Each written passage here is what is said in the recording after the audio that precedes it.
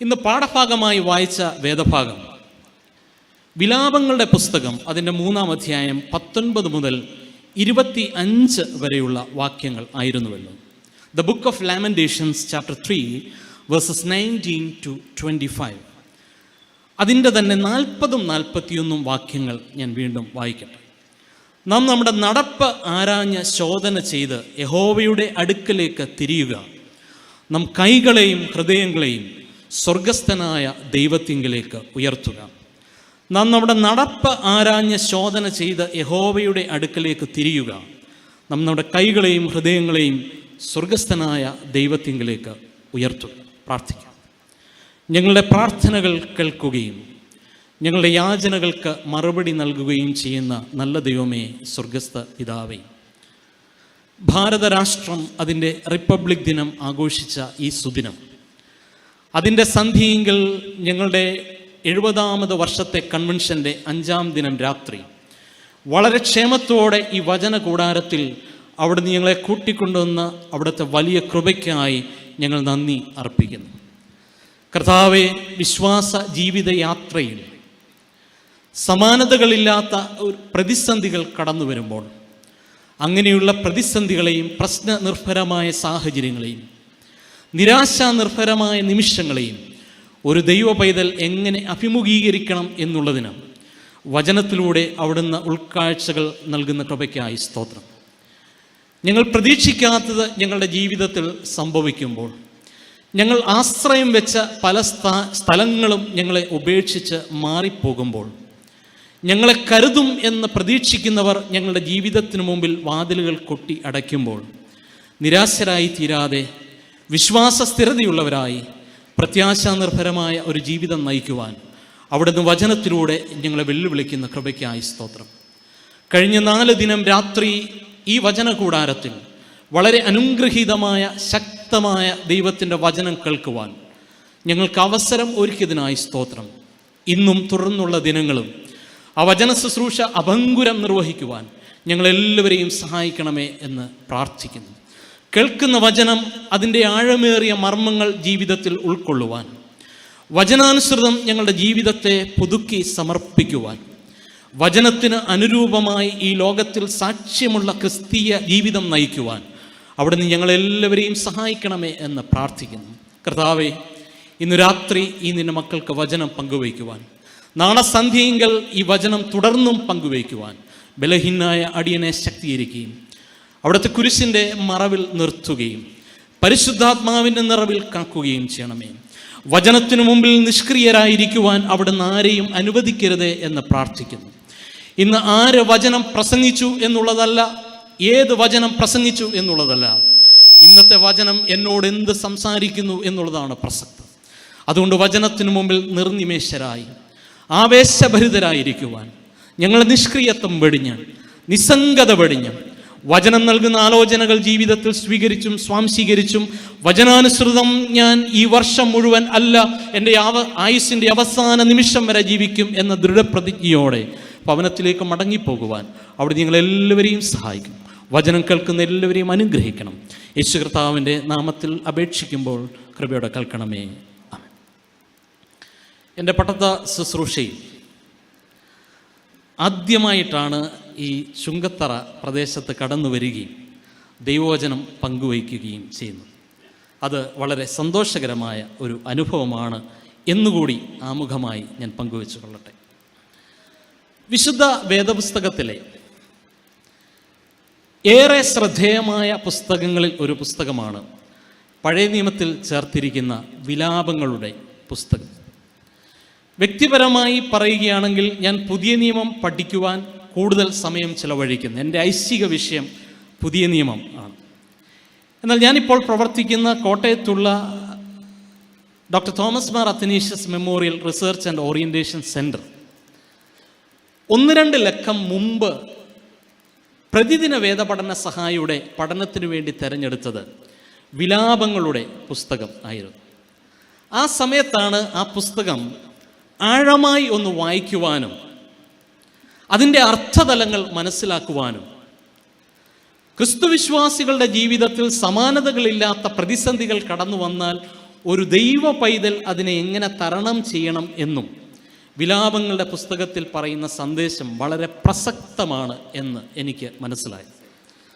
കേവലം 5 അധ്യായങ്ങൾ മാത്രമുള്ള ഈ പുസ്തകം നമ്മുടെയൊക്കെ ക്രിസ്തീയ ജീവിതത്തിൽ വൈവിധ്യങ്ങളായ അനുഭവങ്ങളുടെ മധ്യത്തിൽ അതിനെ കരുത്തോടെ ഊർജ്ജസ്വലതയോടെ അഭിമുഖീകരിക്കുവാൻ കരുത്തു നൽകുന്ന വചനങ്ങളാണ് എന്നുള്ളതിൽ യാതൊരു സംശയവുമില്ല. നമ്മുടെ കൺവെൻഷൻ ഈ ഞായറാഴ്ച തീരുന്നതിന് മുമ്പ് തന്നെ നിങ്ങൾ മനസ്സ് വെച്ചാൽ ഈ 5 അധ്യായങ്ങൾ മാത്രമുള്ള വിലാപങ്ങളുടെ പുസ്തകം ഒന്ന് വായിക്കുവാനും മനസ്സിലാക്കുവാനും സാധിക്കും എന്നുള്ളതിൽ യാതൊരു തർക്കവുമില്ല. വിലാപങ്ങളുടെ പുസ്തകത്തിൻ്റെ ചരിത്ര പശ്ചാത്തലം ആമുഖമായി പറഞ്ഞുകൊണ്ട് ഇന്നത്തെ ധ്യാനത്തിലേക്ക് പ്രവേശിക്കണം എന്നാണ് ഞാൻ ആഗ്രഹിക്കുന്നത്. ഇതിൻ്റെ ചരിത്ര പശ്ചാത്തലം നമുക്കെല്ലാം വളരെ സുവ്യക്തമായ ചരിത്ര പശ്ചാത്തലമാണ്. ദാനിയേൽ പ്രവാചകന്റെ പുസ്തകം അതിൻ്റെ ആദ്യ അധ്യായങ്ങൾ പരിശോധിക്കുകയാണെങ്കിൽ, പഠിക്കുകയാണെങ്കിൽ, അല്ല വിലാപങ്ങളുടെ പുസ്തകം അതിൻ്റെ ആദ്യത്തെ 1-2 അധ്യായങ്ങളിലൂടെ നമ്മൾ കടന്നുപോയാൽ ഈ പുസ്തകം രചിക്കപ്പെടുവാനുള്ള ചരിത്ര പശ്ചാത്തലം വളരെ കൃത്യമായി ഈ ആദ്യ അധ്യായങ്ങളിൽ പരാമർശിച്ചിട്ടുണ്ട്. ജീവനുള്ള ദൈവത്തെ ആരാധിച്ച് യെരുശലേം ദേവാലയത്തിൽ വളരെ സന്തോഷപൂർവ്വം ആരാധിച്ച് വളരെ സ്വാതന്ത്ര്യത്തോടുകൂടി വളരെ ആവേശത്തോടുകൂടി യെരുശലേമിൽ പാർത്തിരുന്ന ദൈവജനത്തെ അടുത്ത രാഷ്ട്രമായ ബാബിലോണിലെ സാമ്രാജ്യത്തിലെ ചക്രവർത്തിയായ നെബൂഖദ്നേസർ ചക്രവർത്തി ആക്രമിച്ച് കീഴ്പ്പെടുത്തുന്നതാണ് ഈ പുസ്തകത്തിൻ്റെ ചരിത്ര പശ്ചാത്തലം. നെബൂഖദ്നേസർ ചക്രവർത്തി രാജാവ് സകല സൈന്യങ്ങളുമായി കടന്നു വന്ന് യെരുശലേമിനെ ആക്രമിച്ച് കീഴ്പ്പെടുത്തി എന്നുള്ളത് നമ്മുടെ സൺഡേ സ്കൂളിൽ കുഞ്ഞുങ്ങൾ പഠിക്കുന്ന കാലം മുതൽ നമുക്ക് വളരെ സുപരിചിതമായ ചരിത്രമാണ്. നെബൂഖദ്നേസർ ചക്രവർത്തിയുടെയും രാജാവിൻ്റെയും നേതൃത്വത്തിലുള്ള പടയാളികൾ യെരുശലേം ആക്രമിച്ച് കീഴ്പ്പെടുത്തിയപ്പോൾ അവർ ചെയ്ത ആദ്യത്തെ കാര്യം യെരുശലേം ദേവാലയം തകർത്തു എന്നുള്ളതാണ്. യെരുശലേം ദേവാലയം തകർക്കുക മാത്രമായിരുന്നില്ല, യെരുശലേം ദേവാലയത്തിലെ വിശുദ്ധ വസ്തുക്കൾ, വിശേഷപ്പെട്ട വസ്തുക്കൾ കൊള്ള ചെയ്തുകൊണ്ട് ബാബിലോണിയ സാമ്രാജ്യത്തിലേക്ക് പോയി എന്ന് ദാനിയേൽ പ്രവാചകന്റെ പുസ്തകത്തിൽ രേഖപ്പെടുത്തിയിട്ടുണ്ട്. എന്നാൽ അവർ ഇതുകൊണ്ട് മാത്രം തൃപ്തി അടഞ്ഞില്ല, മറിച്ച് പട്ടണം തീവച്ച് നശിപ്പിക്കുകയും പട്ടണവാസികളുടെ കൈവശമുണ്ടായിരുന്ന പ്രധാനപ്പെട്ട വസ്തുക്കൾ, വിലപിടിച്ച വസ്തുക്കൾ കൊള്ള ചെയ്തുകൊണ്ട് അന്യദേശത്തേക്ക് പോവുകയും ചെയ്തു എന്നുള്ളതും നമ്മൾ ദാനിയേൽ പ്രവാചകന്റെ പുസ്തകത്തിൽ വായിച്ചിട്ടുണ്ട്. എന്നാൽ ഇതിനപ്പുറത്തേക്ക് വളരെ സന്തോഷത്തോടെ കുടുംബത്തോട് ചേർന്ന് സഹോദരീ ബന്ധത്തിൻ്റെ ഊഷ്മളതയും സുതാര്യതയും നിലനിർത്തിക്കൊണ്ട് താമസിച്ച യെരുശലേമിലെ പട്ടണ നിവാസികളിൽ ചിലരെ മാത്രം ബോധപൂർവം തിരഞ്ഞുപിടിച്ച് പ്രവാസികളായി, അടിമകളായി ബാബിലോണിയ സാമ്രാജ്യത്തിലേക്ക് കൊണ്ടുപോയ ഒരു ചരിത്ര പശ്ചാത്തലമാണ് വിലാപങ്ങളുടെ പുസ്തകത്തിന് നമ്മളോട് പറയുവാനുള്ളത്.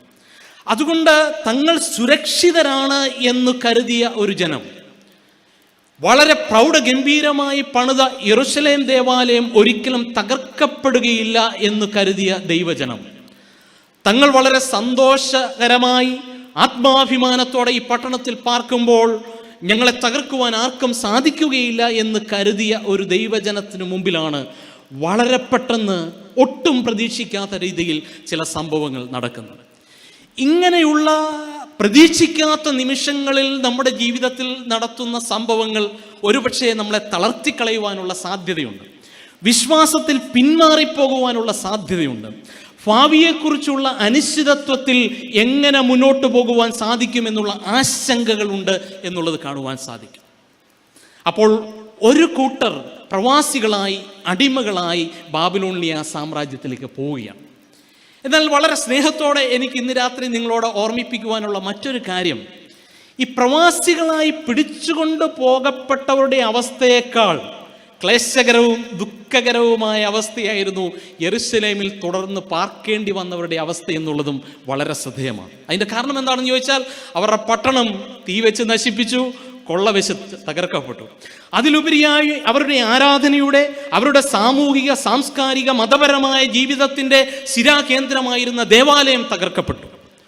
ഞങ്ങളുടെ പ്രിയപ്പെട്ടവരിൽ പലരെയും, കൂട്ടത്തിൽ ബുദ്ധിശക്തിയുള്ളവർ, ആരോഗ്യമുള്ളവർ, സുന്ദരന്മാർ, ശുശ്രൂഷ ചെയ്യുവാൻ നിപുണർ, കൂട്ടത്തിൽ കൊള്ളാവുന്നവരെയൊക്കെ പ്രവാസികളായി പിടിച്ചുകൊണ്ടു പോകപ്പെട്ടു. അങ്ങനെ പ്രവാസത്തിൽ പോയവരെ പോലെ തന്നെ പ്രവാസത്തിൽ പോകാതെ യെരുശലേമിൽ പാർത്തിരുന്നവരുടെ അവസ്ഥയും വളരെ സങ്കീർണമായ അവസ്ഥയായിരുന്നു, പ്രതിസന്ധി നിറഞ്ഞ ഒരു അനുഭവമായിരുന്നു.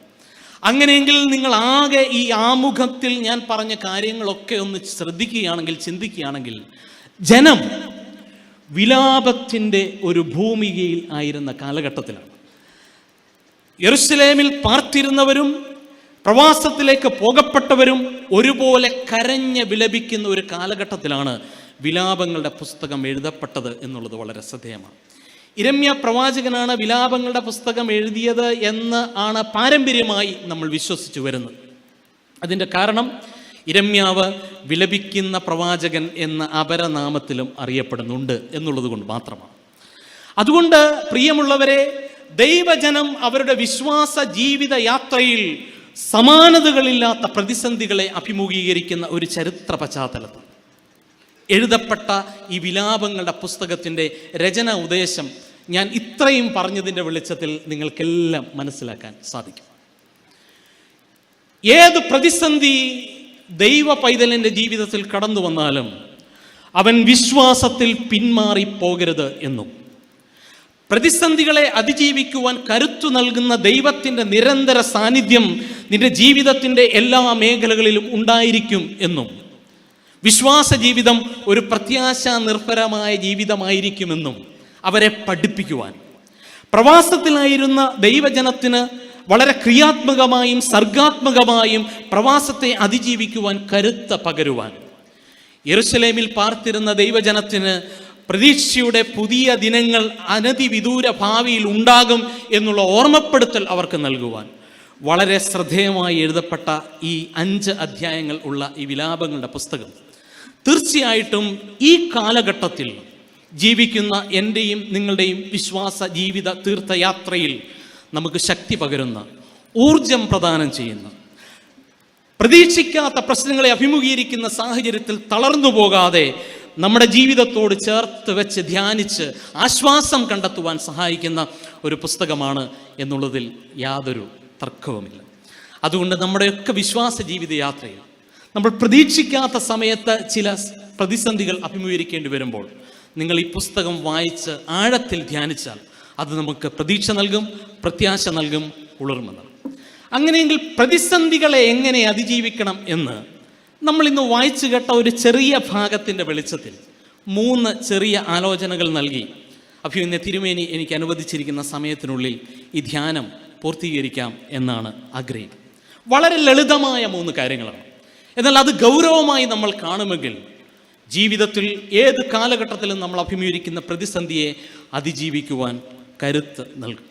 അങ്ങനെയെങ്കിൽ നമ്മൾ ഇന്ന് വായിച്ചു കേട്ട 3-ാം അധ്യായം 19 മുതൽ 41 വരെയുള്ള വാക്യങ്ങളിൽ പരാമർശിക്കുന്നു നമ്മുടെ ജീവിതത്തിലെ പ്രതിസന്ധികളെ അതിജീവിക്കുവാനുള്ള അതിജീവനത്തിൻ്റെ 3 പാഠങ്ങൾ ഇന്ന് പങ്കുവയ്ക്കുവാൻ ആഗ്രഹിക്കും. ഒന്നാമതായി ഈ വേദഭാഗം തരുന്ന ഒരു ആലോചന അതിൻ്റെ 21-ാം വാക്യത്തിലാണ് നമുക്ക് കാണുവാൻ സാധിക്കുന്നത്. അവിടെ പറയുകയാണ്, എഴുത്തുകാരൻ പറയുകയാണ്, ഇത് ഞാൻ ഓർക്കും, അതുകൊണ്ട് ഞാൻ പ്രത്യാശിക്കും. ഇത് ഞാൻ ഓർക്കും, അതുകൊണ്ട് ഞാൻ പ്രത്യാശിക്കും എന്നാണ് പറയുന്നത്. അങ്ങനെയെങ്കിൽ അതിജീവനത്തിൻ്റെ 1-ാമത്തെ പാഠം എന്ന് പറയുന്നത് remember the past, remember the protection and the providence that you experienced in the past. ഇന്നലകളിലേക്കൊന്ന് തിരിഞ്ഞു നോക്കി ദൈവം നടത്തിയ വഴികളെക്കുറിച്ച് ധ്യാനാത്മകമായി ഒന്ന് ചിന്തിച്ചാൽ ഇന്ന് അഭിമുഖീകരിക്കുന്ന പ്രതിസന്ധിയെ അതിജീവിക്കുവാൻ അത് കരുത്തു നൽകും എന്നാണ് പറയുന്നത്. എന്നാൽ പലപ്പോഴും നമുക്ക് ഓർക്കുവാൻ ഇഷ്ടം എന്ന് പറയുന്നത് ജീവിതത്തിലെ സന്തോഷകരമായ അനുഭവങ്ങളെക്കുറിച്ചും ദൈവം നൽകിയ നന്മകളെക്കുറിച്ചുള്ള അനുഭവങ്ങളാണ്. എന്നാൽ ഈ വേദഭാഗത്ത് പറയുന്നു, എൻ്റെ ജീവിതത്തിൽ അല്ലെങ്കിൽ ഞങ്ങളുടെ ജീവിതത്തിൽ കയ്പായി സംഭവിച്ചിട്ടുള്ളത് ഞങ്ങൾ ഓർക്കും, കാഞ്ഞിരമായി സംഭവിച്ചിട്ടുള്ളത് ഓർക്കും, ഞങ്ങളുടെ ജീവിതത്തിൽ അനിഷ്ടമായി സംഭവിച്ചിട്ടുള്ളത് ഓർക്കും എന്നാണ് പറയുന്നത്. അതുകൊണ്ട് ജീവിതത്തിൽ ഉണ്ടായ അനുഗ്രഹങ്ങളെക്കുറിച്ച് ഓർക്കുന്നവരാണ് നമ്മളെല്ലാം, നന്മകളെക്കുറിച്ച് ഓർക്കുന്നവരാണ് നമ്മളെല്ലാം. എന്നാൽ എൻ്റെ ജീവിതത്തിൽ കയ്പായ അനുഭവങ്ങളെക്കുറിച്ച് ഞാൻ ഓർക്കും, അനിഷ്ടമായി എൻ്റെ ജീവിതത്തിൽ സംഭവിച്ച കാര്യങ്ങളെക്കുറിച്ച് ഓർക്കും. ഈ വിലാപങ്ങളുടെ പുസ്തകത്തിൻ്റെ രചയിതാവിൻ്റെ ഭാഷയിൽ പറഞ്ഞാൽ കാഞ്ഞിരമായി എൻ്റെ ജീവിതത്തിൽ സംഭവിച്ചതിനെ കുറിച്ച് ഓർക്കും. എന്തിനാണ് പ്രിയമുള്ളവരെ ഇതിനെക്കുറിച്ച് ഓർക്കുന്നത്? ഇതിനെക്കുറിച്ച് ഓർക്കുന്നതിനൊറ്റ കാരണമേ ഉള്ളൂ.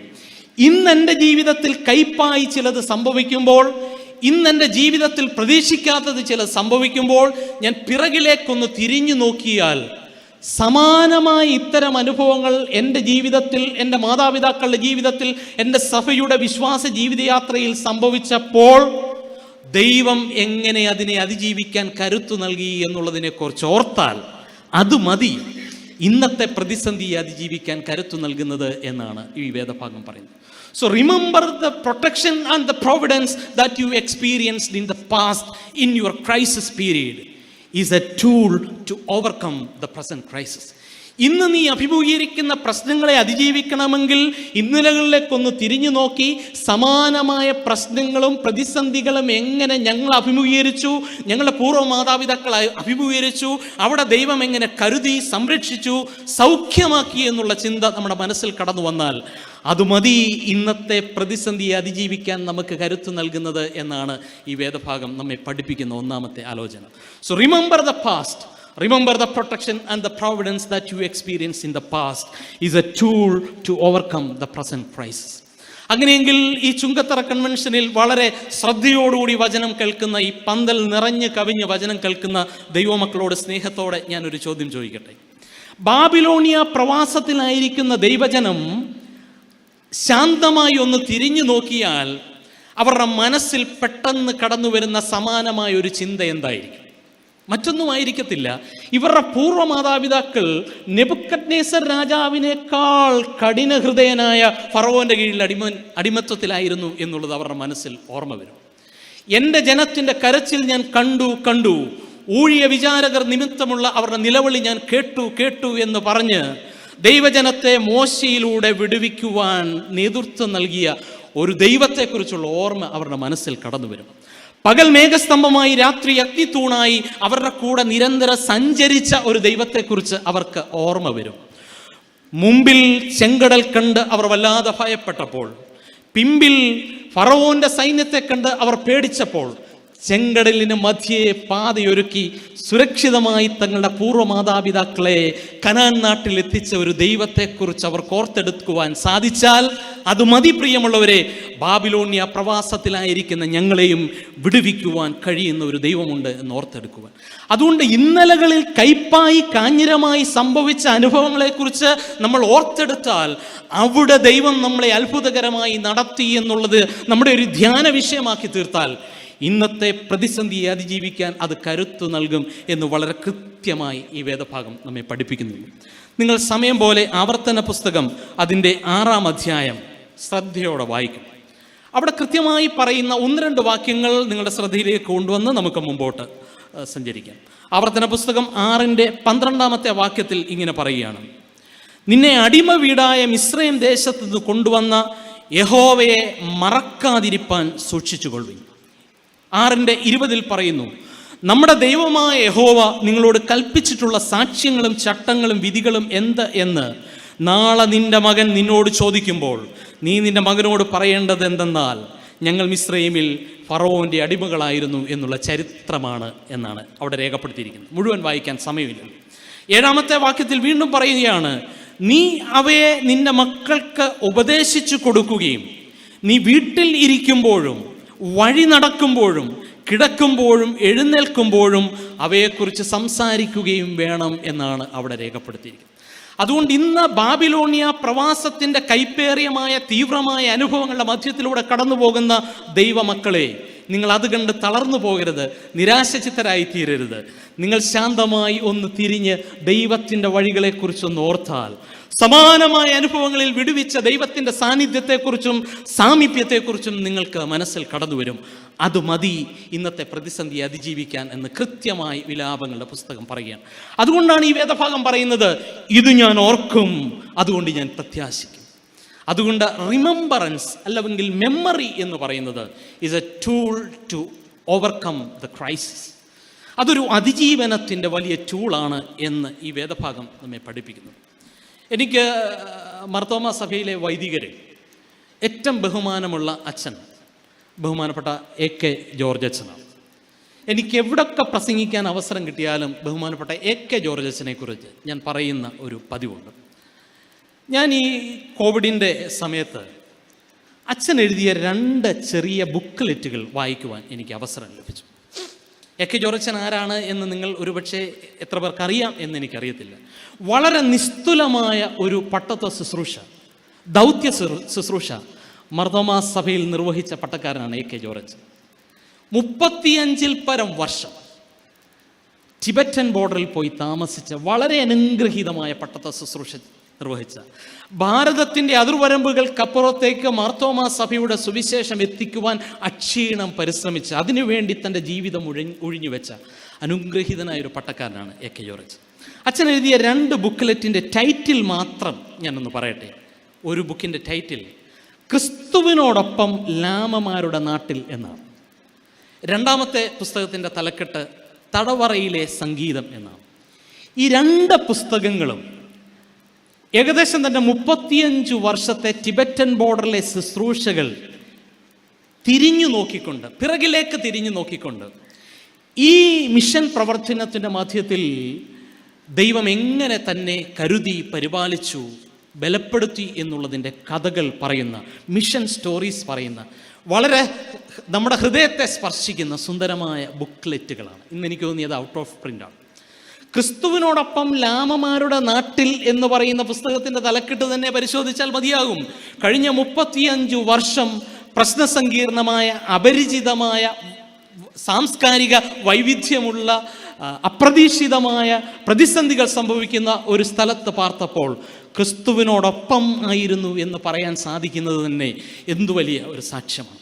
തടവറയിലെ സംഗീതം എന്ന് പറയുന്നത് തൻ്റെ 35 വർഷത്തെ അവിടുത്തെ ശുശ്രൂഷയിൽ താൻ അഭിമുഖീകരിച്ച ചില പ്രതിസന്ധികളുടെ ചരിത്രം, അതിൽ ദൈവം എങ്ങനെ നടത്തിയെന്ന് പിറകിലേക്ക് തിരിഞ്ഞു നോക്കി ചില അനുഭവങ്ങൾ അച്ഛൻ കുറിച്ച് ഇട്ടിരിക്കുകയാണ്. അതിൽ പറയുന്ന ഒരു അനുഭവം ഇപ്രകാരമാണ്. അച്ഛൻ 3 വർഷത്തിലൊരിക്കലാണ് നാട്ടിൽ വന്ന കുടുംബാംഗങ്ങളോടൊപ്പം കായംകുളത്തിനടുത്ത് കാപ്പിൽ താമസിക്കുന്നത്. കൊച്ചമ്മ അധ്യാപികയായിരുന്നു, മക്കൾ ഒക്കെ നാട്ടിൽ പഠിക്കുകയായിരുന്നു. അങ്ങനെ ഒരു പ്രാവശ്യം അച്ഛൻ നാട്ടിൽ വന്ന് ചില ദിവസങ്ങൾ കുടുംബാംഗങ്ങളോടൊപ്പം പാർത്തതിന് ശേഷം മടങ്ങി പോവുകയാണ്. ഡൽഹി വരെ ട്രെയിനിൽ പോകാൻ സാധിക്കും. അതിനുശേഷം 2 ദിവസം ചെറിയ ട്രക്ക് പോലുള്ള വാഹനത്തിൽ സഞ്ചരിക്കണം. അത് തേജം എന്ന് പറയുന്ന താഴ്വാരത്തിൽ വരെ അന്ന് ചെറിയ വാഹനങ്ങൾ വരുകയുള്ളൂ. അതിനുശേഷം നമ്മുടെ ആശ്രമത്തിലേക്ക്, മുൻഷിയാരി എന്ന് പറയുന്ന ആശ്രമത്തിലേക്ക് 2 ദിവസം കാൽനടയായി സഞ്ചരിക്കാം. അങ്ങനെ ഈ പ്രാവശ്യം അച്ഛൻ നാട്ടിൽ വന്ന് പ്രിയപ്പെട്ടവരോടൊപ്പം താമസിച്ച് ഡൽഹി വരെ ട്രെയിനിലെത്തി. അതിനുശേഷം 2 ദിവസം ചെറിയ ട്രക്കിൽ സഞ്ചരിച്ച് തേജം എന്ന് പറയുന്ന താഴ്വരയിലെത്തി. സഹായിയായ ഒരു ലാമയെ കൂടെ കൂട്ടി അച്ഛനും ഈ ലാമയും കൂടെ മുൻഷിയാരി എന്ന് പറയുന്ന ആശ്രമത്തിലേക്ക് നടന്ന് നീങ്ങുകയാണ്. 2 ദിവസം നടന്നു പോകണം. ആദ്യത്തെ ദിവസം യാത്ര വളരെ പ്ലസൻ്റ് ആയിരുന്നു. 2ാമത്തെ ദിവസം കലാമുനി എന്ന് പറയുന്ന പർവ്വതം കയറി ഇറങ്ങണം. അച്ഛൻ പുസ്തകത്തിൽ കുറിച്ചിരിക്കുന്നത് അതിൻ്റെ ആദ്യ നിമിഷങ്ങളൊക്കെ യാത്ര വളരെ സന്തോഷകരമായിരുന്നു. എന്നാൽ വളരെ പെട്ടെന്നാണ് ഹിമാലയ സാനുക്കളിൽ മഞ്ഞുവീഴ്ചയുണ്ടാകുന്നത്. അച്ഛൻ പറയുകയാണ്, തങ്ങൾ നടന്നുപോയ ചെറിയ വഴികൾക്ക് മുകളിൽ ശക്തമായ മഞ്ഞുവീഴ്ചയുണ്ടായി. റോഡൊക്കെ നിമിഷങ്ങൾക്കുള്ളിൽ അപ്രത്യക്ഷമായി. നമുക്കറിയാം, മഞ്ഞുപാളികളിലൂടെ പിന്നെ നടക്കാൻ സാധിക്കത്തില്ല. സ്ലിപ്പ് ചെയ്താൽ ഒരു വശത്ത് ചെങ്കുത്തായ താഴ്ചയാണ്.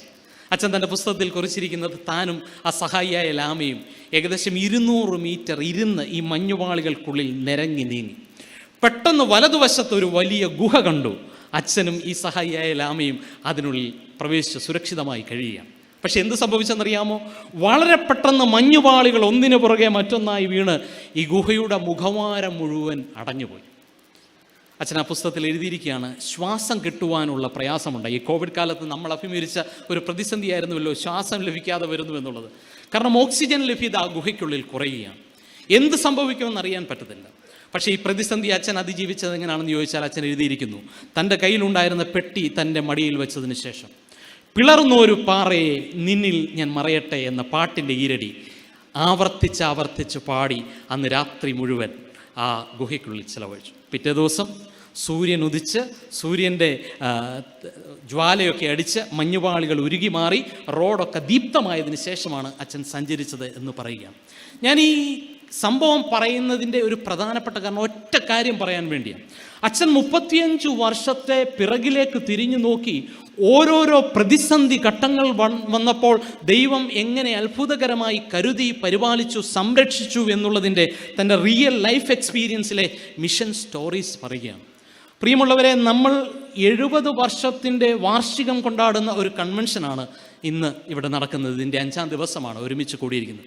ജൂബിലി സെലിബ്രേഷനിലാണ് നമുക്ക് ഈ ജൂബിലി സെലിബ്രേഷൻ എന്ന് പറയുന്നത് this is an occasion for retrospection.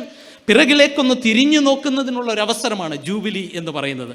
70 വർഷം നമ്മളൊന്ന് തിരിഞ്ഞു നോക്കിയാൽ, പിറകിലേക്കൊന്ന് തിരിഞ്ഞു നോക്കിയാൽ ദൈവം നടത്തിയ വഴികളെക്കുറിച്ച് എത്രയോ സാക്ഷ്യങ്ങൾ പറയുവാൻ നമുക്കുണ്ട്.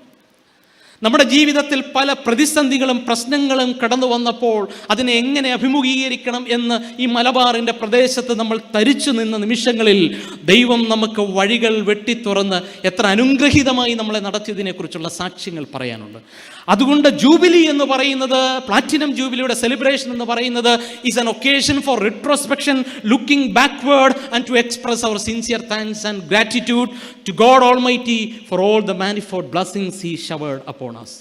അതുകൊണ്ട് ഇന്നലകളിലേക്കൊന്ന് തിരിഞ്ഞു നോക്കി നമ്മുടെ ജീവിതത്തിലെ സന്തോഷകരമായ അനുഭവങ്ങളുടെ മധ്യത്തിലും ദുഃഖനിർഭരമായ അനുഭവങ്ങളുടെ മധ്യത്തിലും കയ്പും കാഞ്ഞിരവുമായി നമ്മൾ ജീവിതത്തിൽ സംഭവിച്ച അനുഭവങ്ങളുടെ മധ്യത്തിലും ദൈവം ഞങ്ങളെ കരുതുവാനുണ്ടായിരുന്നു എന്ന സാക്ഷ്യം പറയുവാൻ സാധിക്കുമ്പോഴാണ്, അല്ല, ഇത് അടുത്ത തലമുറയോട് കൃത്യമായി സംവേദനം ചെയ്യുവാൻ യാതൊരു മടിയും കൂടാതെ, യാതൊരു കലർപ്പും കൂടാതെ അടുത്ത തലമുറയോട് പറയുവാൻ നമ്മൾ പ്രതിജ്ഞാബദ്ധരായി തീരുമ്പോഴാണ് ഈ വർഷത്തെ ജൂബിലി ആഘോഷം അർത്ഥപൂർണമായി തീരുന്നത്. അതുകൊണ്ട് remember the past, remember the protection and the providence that U experience in the past is a tool to overcome the present crisis.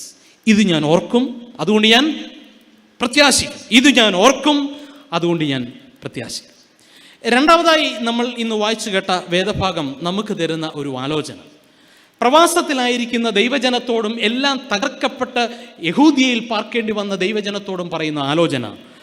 പ്രതിസന്ധി കാലഘട്ടം എന്ന് പറയുന്നത് അതിജീവനത്തിൻ്റെ കാലഘട്ടമായി തീരണമെങ്കിൽ രണ്ടാമതായി നമ്മൾ വിശ്വാസത്തിൻ്റെ പുനർനിർമ്മിതിയുടെയും പ്രത്യാശയുടെ പുനരുജ്ജീവനത്തിൻ്റെയും കാലഘട്ടമായി അത് മാറണം എന്നാണ്.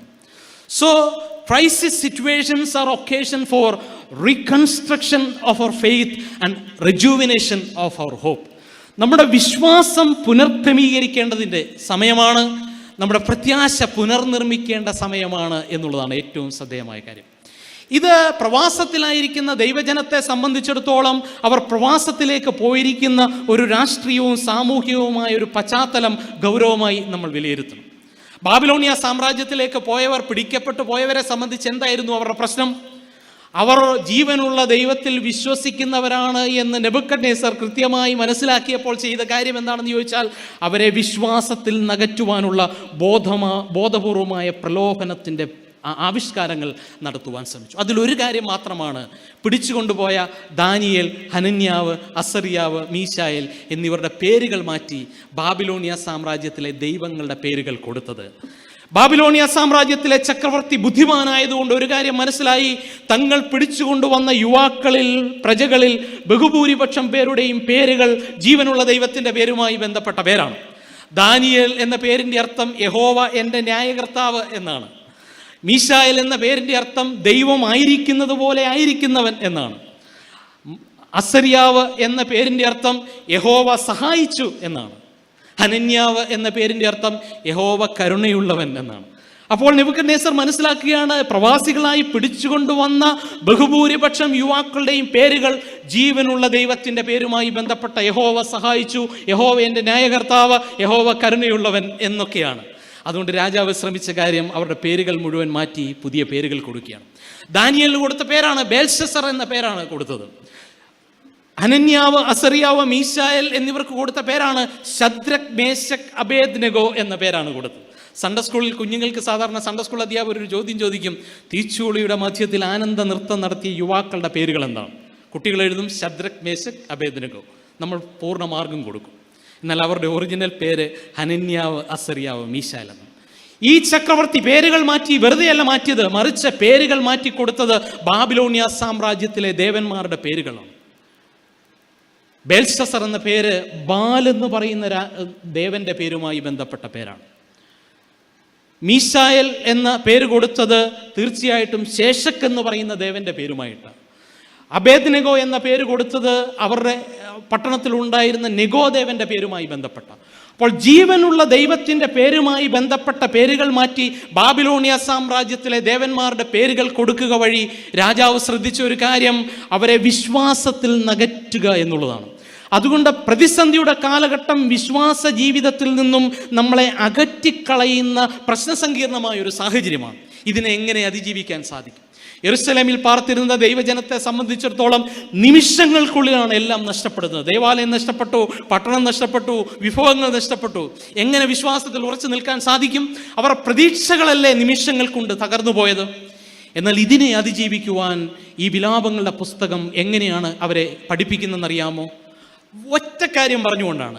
അവർ വിശ്വസിക്കുന്ന ദൈവത്തിൻ്റെ സവിശേഷതകൾ എന്താണ് എന്ന് അക്കമിട്ട് പറഞ്ഞുകൊണ്ടാണ് അവരെ വിശ്വാസത്തിൽ ഉറപ്പിക്കാനും പ്രത്യാശ നിർഭരമായ ജീവിതത്തിനായി അവരെ ഒരുക്കുകയും ചെയ്യുന്നു. 21 വാക്യത്തിൽ ദൈവം ആരാണ് എന്ന് നിർവചിച്ചുകൊണ്ട് പറയുന്നത് അവൻ്റെ കരുണ തീർന്നു പോയിട്ടില്ല എന്നുള്ളതാണ്. അങ്ങനെയെങ്കിൽ പ്രവാസത്തിൻ്റെ പ്രതിസന്ധികൾ നിങ്ങൾ അഭിമുഖീകരിക്കുമ്പോൾ നിങ്ങൾ ഒരിക്കലും മറന്നു പോകരുത് എന്ന് കരുതി വിലാപങ്ങളുടെ പുസ്തകം പഠിപ്പിക്കുന്ന ദൈവത്തിൻ്റെ ഒന്നാമത്തെ ആട്രിബ്യൂട്ട് ദൈവം കരുണാമയനാണ് എന്നുള്ളതാണ്. The steadfast love of God will never ceases എന്നാണ് ഇംഗ്ലീഷ് ബൈബിളിൽ രേഖപ്പെടുത്തിയിരിക്കുന്നത്. ദൈവത്തിൻ്റെ കരുണ വറ്റിപ്പോകുന്ന കരുണയല്ല എന്ന് പ്രവാസത്തിലായിരിക്കുന്ന ദൈവജനം മനസ്സിലാക്കണം. കാരണം അവരുടെ പൂർവ്വ മാതാപിതാക്കളോട് കരുണ കാണിച്ച ദൈവമാണ്. ഫറവോന്റെ അടിമത്വത്തിലായിരുന്ന ജനത്തോട് കരുണ കാണിച്ച ദൈവമാണ് ബാബിലോണിയ സാമ്രാജ്യത്തിൽ ഇപ്പോൾ ആയിരിക്കുന്ന ദൈവജനത്തിൻ്റെ ദൈവം. അതുകൊണ്ട് കരുണ വറ്റിപ്പോകാത്ത ഒരു ദൈവമാണ് നമ്മുടെ ദൈവം എന്നുള്ളത് നമ്മുടെ ഒരു വിശ്വാസത്തിൻ്റെ അടിസ്ഥാനമായി മാറണം എന്ന് ഈ വേദഭാഗം നമ്മെ പഠിപ്പിക്കുന്നുണ്ട്. 21 വാക്യത്തിൽ തുടർന്ന് പറയുന്ന മറ്റൊരു കാര്യം, ഓരോ ദിവസവും പുതിയ കൃപ നൽകി വഴി നടത്തുന്നവനാണ് നമ്മുടെ ദൈവം എന്നാണ്. The grace of God is new every morning and every day. ദൈവത്തിൻ്റെ കൃപ ഓരോ ദിവസവും പുതുതായ കൃപയാണ് എന്നുള്ളതാണ് ഏറ്റവും ശ്രദ്ധേയമായ കാര്യം. ഞാൻ എൻ്റെ പട്ടത്ത ശുശ്രൂഷയിലെ ആദ്യത്തെ 2 വർഷം അഭിമന്യ ക്രിസോസ്റ്റം തിരുമേനിയോടൊപ്പം തിരുവല്ല പുലാത്തിൽ താമസിച്ച് പ്രവർത്തിച്ച ഒരച്ഛനാണ്. അഭിമന്യ തീത്തോസ് തിരുമേനിയും നമ്മുടെ പ്രിയപ്പെട്ട സജു അച്ഛനുമൊക്കെ ദീർഘനാളുകൾ തിരുമേനിയോടൊപ്പം പ്രവർത്തിച്ച ആളാണ്. ഇന്നും എൻ്റെ മനസ്സിൽ ഓർമ്മ വരുന്ന ഒരു കാര്യം, എല്ലാ ദിവസവും പുലാത്തീൻ അരമനയിലെ ചാപ്പലിലെ രാവിലത്തെ പ്രാർത്ഥനയിൽ തിരുമേനി ആവർത്തിച്ച് പ്രാർത്ഥിക്കുന്ന ഒരു പ്രാർത്ഥനയുണ്ട്. ദൈവമേ, ഒരു പുതിയ ദിവസം നീ ഞങ്ങൾക്ക് നൽകിയതിനായി സ്തോത്രം. ഈ പുതിയ ദിവസം പുതിയ കൃപ നൽകി ഞങ്ങളെ വഴി നടത്തണമേ എന്ന്. പുതിയ ദിവസം പുതിയ കൃപ നൽകി ഞങ്ങളെ വഴി നടത്തണമേ. പട്ടത്വ ശുശ്രൂഷയുടെ തുടക്കത്തിലായിരുന്നുകൊണ്ട് എനിക്ക് അതിൻ്റെ അർത്ഥമൊന്നും പൂർണ്ണമായി മനസ്സിലാക്കിയില്ല. എന്നാൽ പിന്നീട് വിവിധ ഇടവകളിൽ വിവിധ സ്ഥാപനങ്ങളിൽ പ്രവർത്തിക്കേണ്ടി വന്നപ്പോൾ നാളത്തെ ദിവസം അഭിമുഖീകരിക്കാൻ പോകുന്ന പ്രതിസന്ധിയെ എങ്ങനെ അഭിമുഖീകരിക്കുമെന്നോർത്ത് രാത്രിയിൽ ഉറങ്ങാതെ കിടക്കുന്ന രാത്രികളിൽ ഈ പ്രാർത്ഥനയുടെ അർത്ഥം അല്ലെങ്കിൽ ആഴം എൻ്റെ മനസ്സിലേക്ക് കടന്നു വന്നു. നാളെ ഒരു പുതിയ ദിവസമാണ്, പക്ഷേ ആ പുതിയ ദിവസം പുതിയ കൃപ നൽകി വഴി നടത്തുന്ന ഒരു ദൈവമുണ്ട് എന്നുള്ളത്. The grace of God is new every morning every day എന്ന് പറഞ്ഞാൽ, പ്രിയമുള്ള ദൈവമക്കളെ, നീ ഇതുവരെ അഭിമുഖീകരിച്ചിട്ടില്ലാത്ത ഒരു പുതിയ പ്രശ്നത്തെ ആയിരിക്കാം നാളെ അഭിമുഖീകരിക്കാൻ പോകുന്നത്. ദൈവജനം അവരുടെ വിശ്വാസ തീർത്ഥയാത്രയിൽ ഇതുവരെയും അഭിമുഖീകരിച്ചിട്ടില്ലാത്ത പ്രതിസന്ധിയുടെയും പ്രവാസത്തിൻ്റെയും പുതിയ പരിസരങ്ങളിലാണ് അവർ പാർക്കുന്നത്. എന്നാൽ നാളത്തെ അനുഭവം എന്തു തന്നെ ആയിക്കൊള്ളട്ടെ, ആ അനുഭവത്തിൻ്റെ മധ്യത്തിൽ പുതിയ കൃപ നൽകി വഴി നടത്തുന്ന ഒരു ദൈവമുണ്ട് എന്നൊരു ദൈവ പൈതലിനെ പൂർണ്ണമായി വിശ്വസിക്കുവാൻ സാധിച്ചാൽ ഈ പ്രതിസന്ധി അതിജീവിക്കാൻ സാധിക്കും. ദൈവമേ, എൻ്റെ ജീവിതത്തിലെ പ്രതിസന്ധികൾ എന്താണ് എന്നെനിക്കറിയില്ല. കൊറോണ വൈറസിൻ്റെ വ്യാപനം തൽക്കാലം കുറഞ്ഞെങ്കിലും നാളെ എന്ത് സംഭവിക്കും എന്നെനിക്കറിയത്തില്ല. എന്നാൽ നാളത്തെ ദിവസം നൽകുന്ന സാധ്യതകളും നാളത്തെ ദിവസം എൻ്റെ മുമ്പിൽ അവതരിപ്പിക്കുന്ന വെല്ലുവിളികളും ദൈവം നൽകുന്ന പുതിയ കൃപയുടെ വെളിച്ചത്തിൽ ധൈര്യപൂർവ്വം തരണം ചെയ്യുവാൻ എനിക്ക് സാധിക്കും എന്ന പൂർണ്ണ വിശ്വാസം ഒരു ദൈവ പൈതലിനുണ്ടോ എന്നുള്ളതാണ് ഈ വേദഭാഗം നമ്മളോട് ചോദിക്കുന്നത്. മൂന്നാമതായി അതേ വാക്യത്തിൽ ദൈവത്തിൻ്റെ മൂന്നാമത്തെ ആട്രിബ്യൂട്ട് പറയുകയാണ്, ദൈവത്തിൻ്റെ വിശ്വസ്തത വലുതാണ് എന്നുള്ളതാണ്. Great is his faithfulness. നിങ്ങളുടെ പൂർവ്വ മാതാപിതാക്കളോട് വിശ്വസ്തരായിരുന്ന ദൈവം നിങ്ങളുടെ ജീവിതത്തിലും വിശ്വസ്തനായ ദൈവമാണ്. ദൈവം ഇന്നലെയും ഇന്നും എന്നേക്കും, ഉറക്കെ പറഞ്ഞോ, അനന്യൻ തന്നെ എന്ന് നമുക്ക് പറയാൻ സാധിക്കും. ഇന്നലകളിൽ നമ്മളോട് വിശ്വസ്തത കാണിച്ച ദൈവം, ഇന്ന് നമ്മളോട് വിശ്വസ്തത കാണിച്ചുകൊണ്ടിരിക്കുന്ന അതേ ദൈവം നാളെ നിന്റെ ജീവിതത്തിൻ്റെ വൈവിധ്യമാർന്ന പ്രതിസന്ധികളുടെ അനുഭവങ്ങളിലും പ്രശ്നനിർഭരമായ സാഹചര്യങ്ങളിലും നിരാശയുടെ നീർച്ചുഴിയിലും വിശ്വസ്തനായി നിന്നോട് കൂടെ ഉണ്ടാകും എന്നുള്ള വലിയ ബോധ്യമാണ്, വലിയ ഉറപ്പാണ് ഈ വിലാപങ്ങളുടെ പുസ്തകം പ്രവാസത്തിലായിരിക്കുന്ന ദൈവജനത്തിന് നൽകുന്നത് എന്ന് വിലാപങ്ങളുടെ പുസ്തകം കൃത്യമായി നമ്മളെ അടയാളപ്പെടുത്തും. എന്നാൽ എന്നെ ഏറ്റവും അധികം സ്വാധീനിച്ചത് 24-ാം വാക്യത്തിൽ ദൈവത്തിൻ്റെ സവിശേഷത പറയുന്നതാണ്. 24-ാം വാക്യത്തിൽ പറയുകയാണ്, യഹോവ എൻ്റെ ഓഹരിയാണ് എന്നുള്ളത്. ബാബിലോണിയ പ്രവാസത്തിലായിരിക്കുന്ന ദൈവജനത്തോട് പറയുകയാണ്, God is my partner and God is my portion. യഹോവ എൻ്റെ പങ്കാളിയാണ്, എൻ്റെ ഓഹരിയാണ് എന്നുള്ള ചിന്ത എത്ര സർഗാത്മകമായ, എത്ര ക്രിയാത്മകമായ ചിന്തയാണ് പ്രിയമുള്ളവരെ. പലപ്പോഴും ഓർക്കും, പ്രവാസത്തിൽ ദൈവം ഞങ്ങളെ ഉപേക്ഷിച്ച് കളഞ്ഞല്ലോ, പ്രശ്നനിർഭരമായ സാഹചര്യങ്ങളിൽ ദൈവം ഞങ്ങളെ ഉപേക്ഷിച്ച് കളഞ്ഞല്ലോ, ഞങ്ങൾക്കെല്ലാം നഷ്ടപ്പെടുത്തി കളഞ്ഞല്ലോ, വേർ ഈസ് ഗോഡ്, ദൈവം എവിടെയാണ് എന്നുള്ള ചോദ്യം പലപ്പോഴും നമ്മൾ ചോദിക്കും. ഈ കഴിഞ്ഞ 2 വർഷം എത്രയോ പ്രാവശ്യം ആവർത്തിച്ച് ആ ചോദ്യങ്ങൾ ചോദിച്ചാണ് നമ്മളെല്ലാവരും.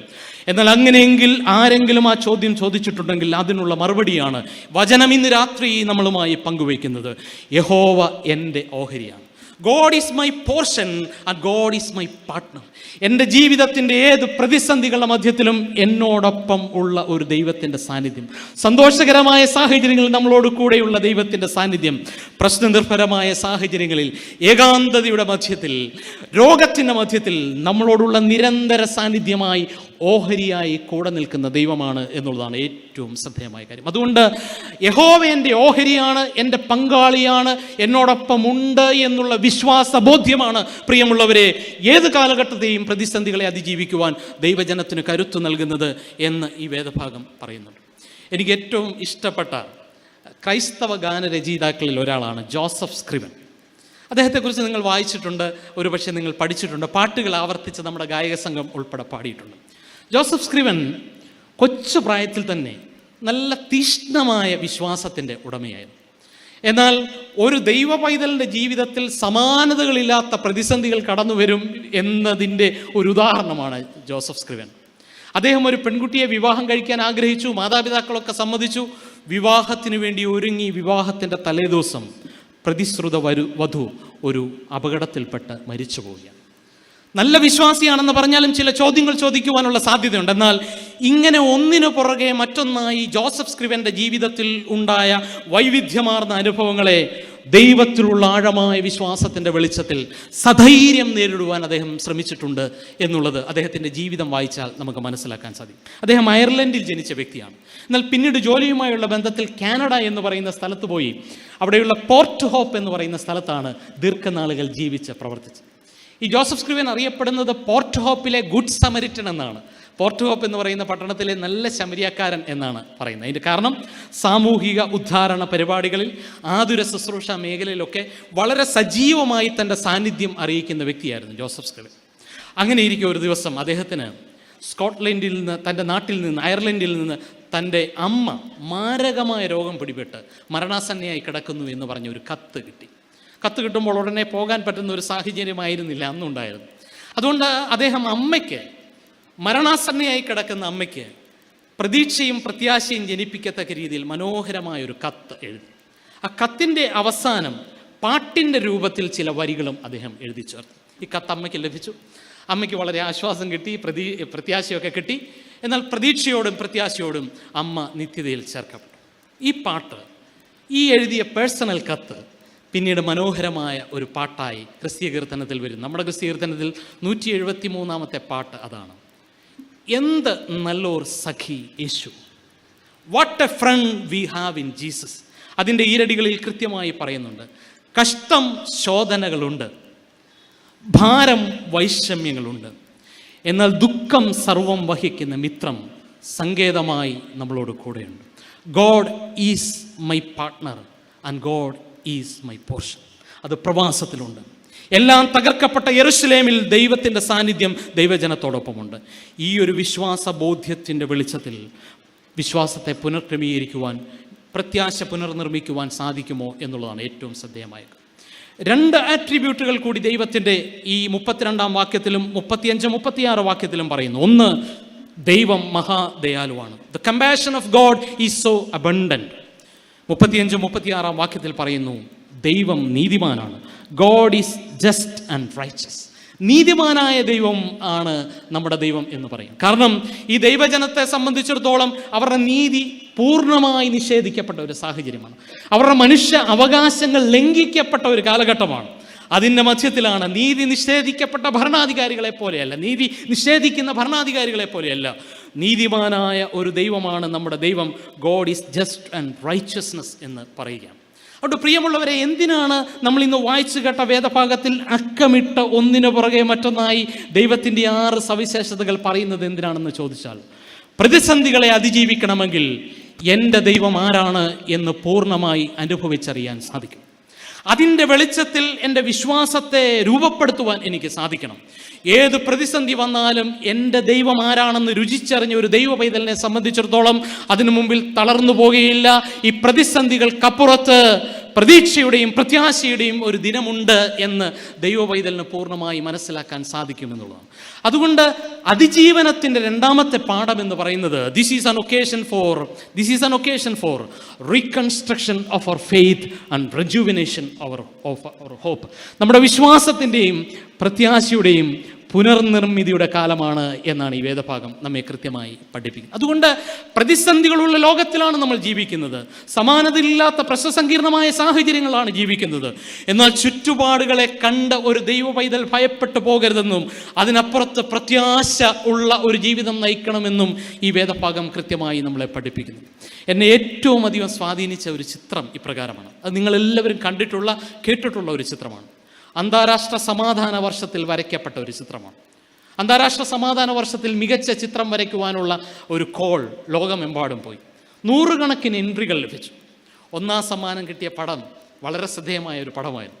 അന്താരാഷ്ട്ര സമാധാന വർഷത്തിൽ UN പ്രഖ്യാപിച്ച ഇയർ ഓഫ് പീസ്, അന്താരാഷ്ട്ര സമാധാന വർഷത്തിൽ 1ാം സമ്മാനം കിട്ടിയ ചിത്രത്തിൽ ചിത്രകാരൻ ഇങ്ങനെയാണ് വരച്ചിരിക്കുന്നത്.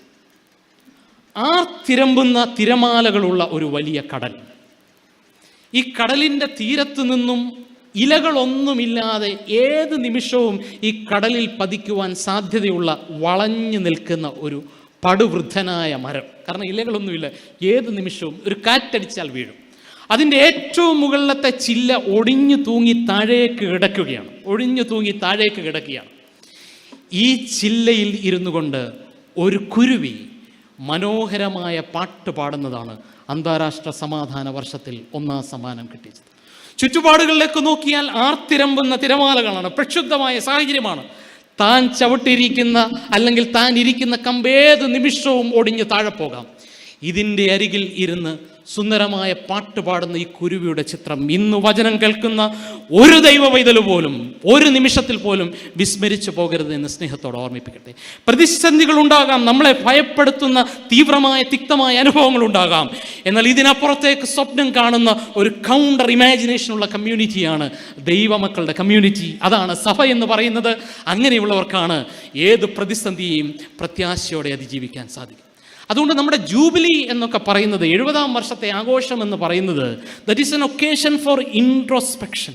നമ്മിലേക്ക് തന്നെ നോക്കുന്ന ഒരു അവസരമാണ്. ഞാൻ ആദ്യം പറഞ്ഞു പിറകിലേക്ക് തിരിഞ്ഞു നോക്കുന്നതാണ്. അങ്ങനെ മാത്രമല്ല, നമ്മിലേക്ക് തന്നെ നോക്കണം. Retrospection means looking inwardly and to critically analyse what extent we are sincere to the call of God. ഈ മലബാറിൻ്റെ പ്രദേശത്ത് നമ്മെ എല്ലാവരെയും ആക്കിയതിന് പിന്നിൽ ദൈവത്തിന് വളരെ വ്യക്തമായ ഒരു ഉദ്ദേശമുണ്ട്. ഈ പ്രദേശത്ത് പടർന്ന് പന്തലിക്കത്തക്ക രീതിയിൽ മർത്തോമ ദേവാലയങ്ങളുള്ളതും ക്രൈസ്തവ ദേവാലയങ്ങളുള്ളതിൻ്റെയും പിന്നിൽ ദൈവത്തിന് വളരെ സ്പെസിഫിക് ആയിട്ടുള്ള പദ്ധതികൾ ഉണ്ട്. എന്നാൽ ദൈവം നമ്മളെ ഈ മലബാറിൻ്റെ പ്രദേശത്ത് എല്ലാവിധ സുഖ സൗകര്യങ്ങളോടുകൂടി ആക്കിയിട്ടും this is an occasion for retrospection. തിരിഞ്ഞു നോക്കുക മാത്രമല്ല, this is an occasion for introspection, looking inwardly and to critically evaluate what extent I am firm and strong in my faith. ഈ മലബാറിൻ്റെ മണ്ണിൽ വിശ്വാസ സ്ഥിരതയുള്ള ഒരു കമ്മ്യൂണിറ്റിയായി മാറുമോ ഞങ്ങൾ?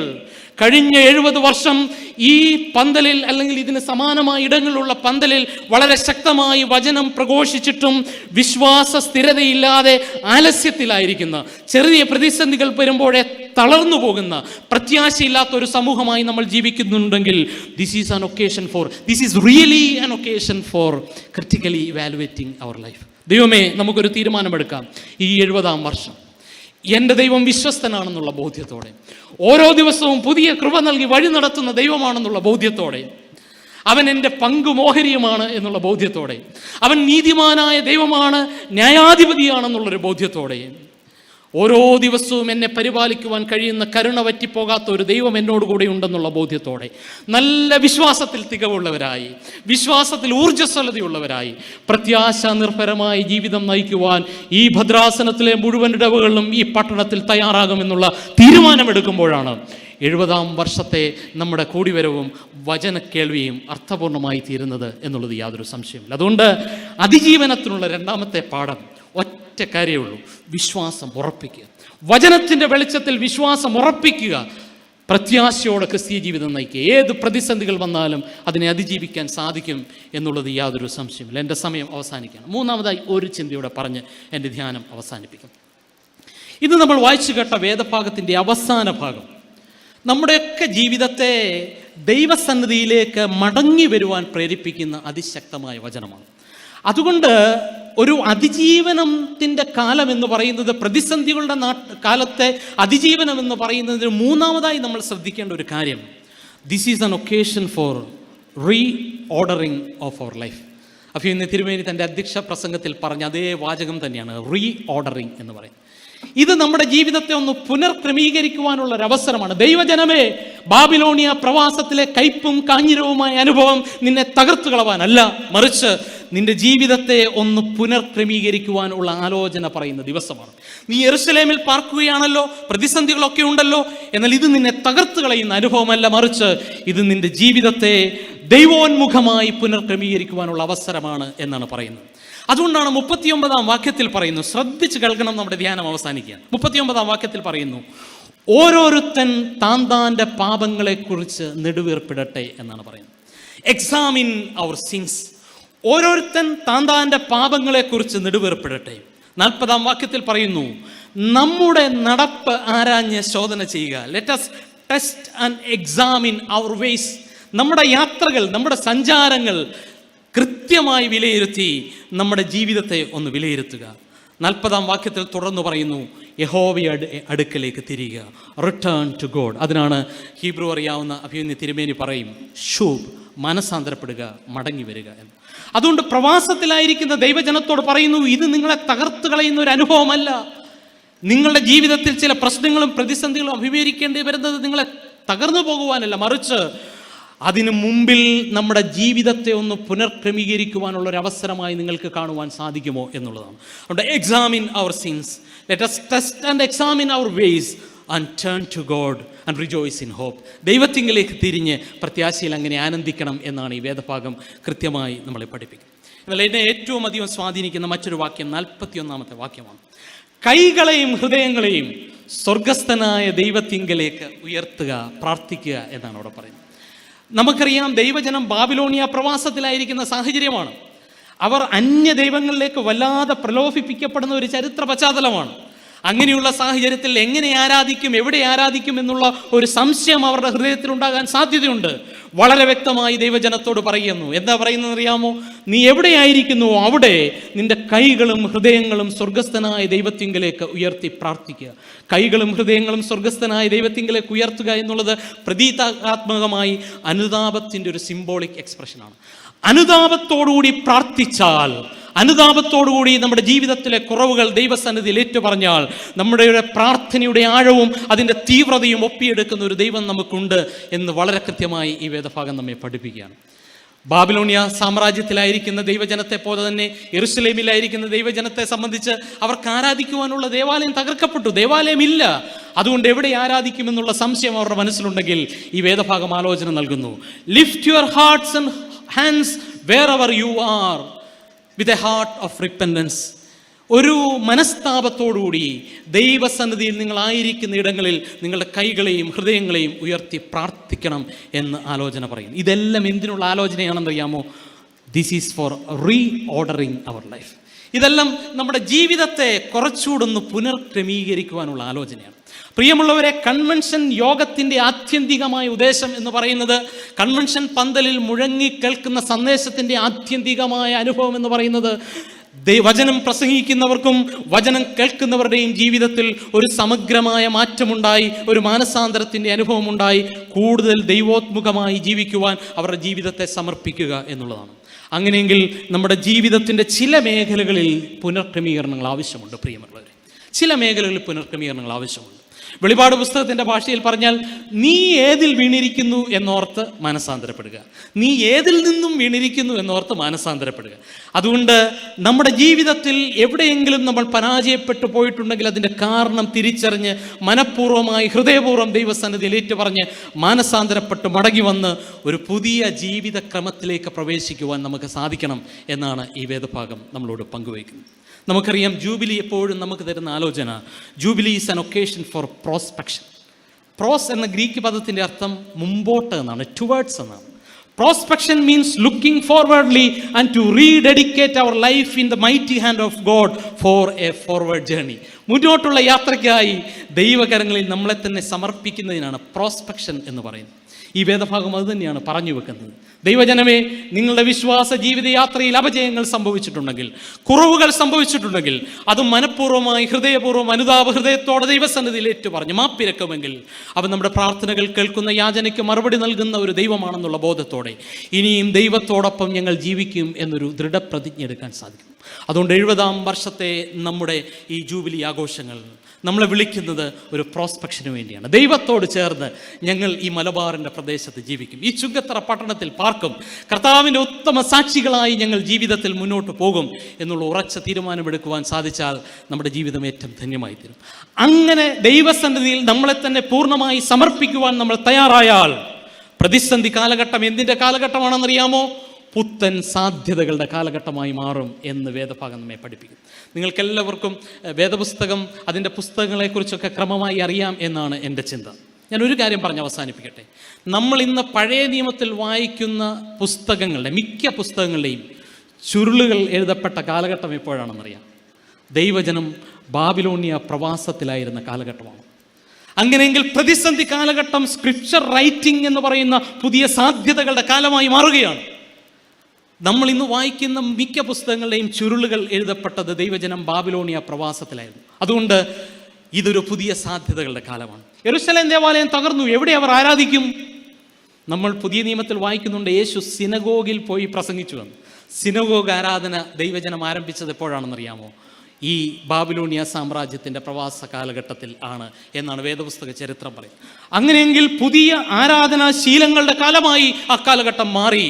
സ്ക്രിപ്ചർ റൈറ്റിങ്ങിൻ്റെ, ദൈവവചനത്തെ ജീവിതത്തോട് ചേർന്ന് അവരുടെ അനുഭവങ്ങളുടെ വെളിച്ചത്തിൽ ദൈവം ആരാണെന്ന് നിർവചിച്ചുകൊണ്ട് അവർ ദൈവവചനം എഴുതുവാനുള്ള വലിയ ഉത്തരവാദിത്തങ്ങൾ ഏറ്റെടുത്ത ഒരു കാലഘട്ടമാണ്. അതുകൊണ്ട് പ്രതിസന്ധി കാലഘട്ടം ഒരു ദൈവവൈതലിനെ സംബന്ധിച്ചിടത്തോളം തകർക്കപ്പെടുന്നതിൻ്റെ കാലഘട്ടമല്ല എന്നും, അത് ദൈവത്തോട് ചേർന്ന് നിൽക്കുവാൻ സാധിച്ചാൽ അത് പുതിയ സാധ്യതകളുടെ കാലഘട്ടമാണെന്നും കൃത്യമായി വേദപുസ്തകം നമ്മളെ പഠിപ്പിക്കുന്നു. അതുകൊണ്ട് പ്രിയമുള്ളവരെ, നമ്മുടെ വചനധ്യാനം അവസാനിക്കുകയാണ്. എങ്ങനെയാണ് ഒരു പ്രതിസന്ധി കാലഘട്ടത്തെ ദൈവജനം അതിജീവിക്കേണ്ടത് എന്നുള്ളതിന് 3 ലളിതമായ അതിജീവന പാഠങ്ങൾ ഈ വിലാപങ്ങളുടെ പുസ്തകത്തിൽ നിന്ന് പങ്കുവയ്ക്കുവാനാണ് ഞാൻ ശ്രമിച്ചത്. ഒന്നാമതായി ഞാൻ പറയാൻ ശ്രമിച്ചു, remember the past, remember the protection and the providence that U experience in the past is a tool to overcome the present crisis. ഇന്നലകളിലേക്കൊന്ന് തിരിഞ്ഞു നോക്കി ദൈവം നമ്മുടെ ജീവിതത്തിൽ ചെയ്ത നന്മകളെ ഓർത്ത് ദൈവത്തിന് നന്ദി അർപ്പിക്കുവാൻ അല്ല, കൈപ്പായി കാഞ്ഞിരമായി എൻ്റെ ജീവിതത്തിൽ സംഭവിച്ച അനുഭവങ്ങളുടെ മധ്യത്തിൽ ദൈവം എങ്ങനെ സമീപസ്ഥനായി സൗഖ്യദായകനായി കൂടെ ഇരുന്ന് എന്നെ വിടുവിച്ചു എന്നുള്ളതിൻ്റെ അനുഭവങ്ങൾ പങ്കുവയ്ക്കുവാൻ, അത് കലർപ്പില്ലാതെ അടുത്ത തലമുറയോട് വളരെ ബോധപൂർവം പറഞ്ഞു പങ്കുവയ്ക്കുവാൻ ഉള്ളൊരു നിയോഗം ഏറ്റെടുക്കുകയാണെങ്കിൽ ഏത് കാലഘട്ടത്തിലും ഉണ്ടാകാനുള്ള പ്രതിസന്ധിയെ അതിജീവിക്കാൻ നമുക്ക് സാധിക്കും എന്ന് വിലാപങ്ങളുടെ പുസ്തകം നമ്മളോട് പറഞ്ഞു. രണ്ടാമതായി നമ്മൾ കേട്ട ഒരു കാര്യം, പ്രതിസന്ധികളെ അതിജീവിക്കുവാനുള്ള രണ്ടാമത്തെ പാഠം എന്ന് പറയുന്നത് വിശ്വാസത്തിൽ ഉറപ്പുള്ളവരായി പ്രത്യാശ പുനരുജ്ജീവിപ്പിക്കുന്ന ഒരു സമൂഹമായി നിലനിൽക്കുക എന്നുള്ളതാണ്.